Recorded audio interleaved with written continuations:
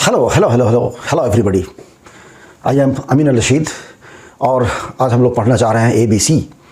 हम लोग पढ़ना चाह रहे हैं ABC। अरे ABC क्या है? ABC तो हम सभी जानते हैं कि ABC में ऐसा कुछ भी नहीं है। ABC क्या पढ़ना? ABC तो हम लोगों ने कितनी बार पढ़ा है, और अगर बहुत कम भी पढ़ा है, कभी कभार भी पढ़ा है, तो ABC तो हम जान ही रहे हैं कि ABC ये 3 अक्षर हैं।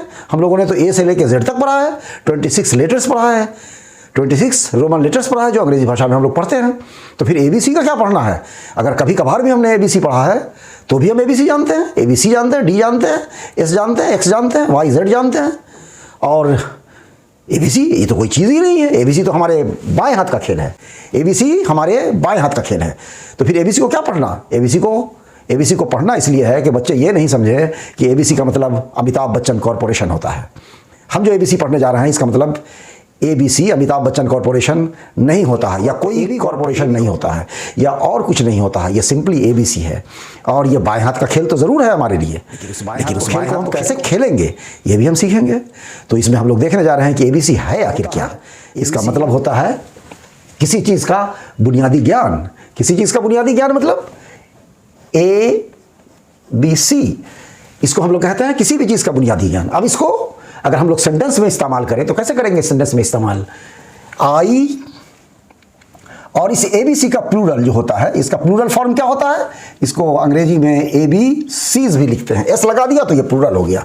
अब इसका इस्तेमाल क्या है? किसी चीज़ का बुनियादी ज्ञान, इसको हम कह सकते हैं किसी चीज़ का बुनियादी ज्ञान, that is elementary knowledge of anything. तो इसका सेंटेंस क्या होगा? ABC का सेंटेंस होगा जो हम लोगों ने प्रेजेंट इंडिफिनिट में पढ़ा है। आई नो, मैं जानता हूं। आई गो, मैं जाता हूं। I don't go, I do not go, मैं नहीं जाता हूं। आई डू नॉट नो, जिसको हम लोग हमारे यहाँ बहुत प्रचलित जो एक सेंटेंस है कि आई डोंट नो, मैं नहीं जानता। तो क्या होगा? ABC को सेंटेंस में यूज करेंगे। आई डू नॉट नो, ये प्रेजेंट इंडिफिनिट का sentence. I do not know the ABC of chemistry. Chemistry कहते हैं हिंदी में रसायन शास्त्र को। मैं रसायन शास्त्र का ABC नहीं जानता, मतलब मैं बहुत बुनियादी चीजें भी नहीं जानता। मैं रसायन शास्त्र ऑफ केमिस्ट्री। या इसको हम दूसरी तरह से ये भी कह सकते हैं कि I do not know the ABCs of chemistry, यानी मैं केमिस्ट्री के बारे में कुछ भी नहीं जानता। और इसीलिए ये ABC जो है हमारे यहाँ, इसको हम लोग ये इडियम और फ्रेज के श्रेणी में आता है। दैट इज जो मुहावरे आप कह सकते हैं या वाक्यांश कह सकते हैं। इसको हम लोग क्या कहते हैं? हम लोग पढ़ते हैं इडियम्स एंड फ्रेजेस, यानी इसको हम लोग जनरल मीनिंग में मुहावरे के सेंस में लेते हैं। हिंदी में हम लोग मुहावरा कह सकते हैं, प्लूरल बहुवचन मुहावरे। तो I don't know the ABC of chemistry, I don't know the ABCs of chemistry, he doesn't know the ABC of mathematics, he doesn't know present indefinite third person singular number. He knows, वो जानता है, ही doesn't no, वो नहीं जानता है the ABC of mathematics. बीच में हम लोगों के मुंह से निकल गया था, हमारे मुंह से, कि कभी कभार भी अगर हमने अंग्रेजी पढ़ा है तो भी ABC जानता हूं। अब एक बड़ी अजीब बात है कि अब कभी कभार को अंग्रेजी में क्या कहेंगे? ये भी तो मुहावरे के तौर पर इस्तेमाल होता है। कभी कभार हम लोग कहते हैं, कभी कभार।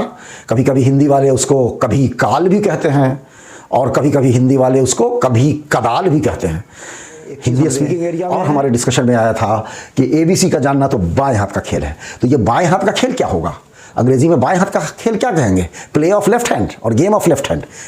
लेकिन अंग्रेजी में बाएं हाथ का खेल है। ABC का जानना, सिर्फ 3 अक्षर ABC का जानना, या किसी भी चीज़ का जानना अगर बाएं हाथ का खेल है, गोया के बहुत आसान काम है। उसके लिए अंग्रेजी में गेम नहीं है, गेम ऑफ लेफ्ट हैंड नहीं है, प्ले ऑफ लेफ्ट हैंड नहीं है, ट्रिक ऑफ लेफ्ट हैंड नहीं है। इसके लिए होता है अंग्रेजी में जो फ्रेज है वो ये है, ए पीस ऑफ केक।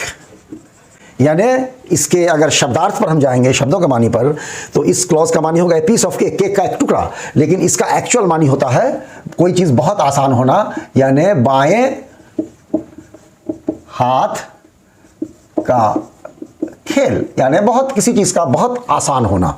तो बाएं हाथ का खेल, तो हम इसके लिए इसको सेंटेंस में कैसे यूज़ करेंगे? हम लोग इसको सेंटेंस में यूज़ कर सकते हैं। इसका वाक्य बना सकते हैं कि द मैथमेटिक्स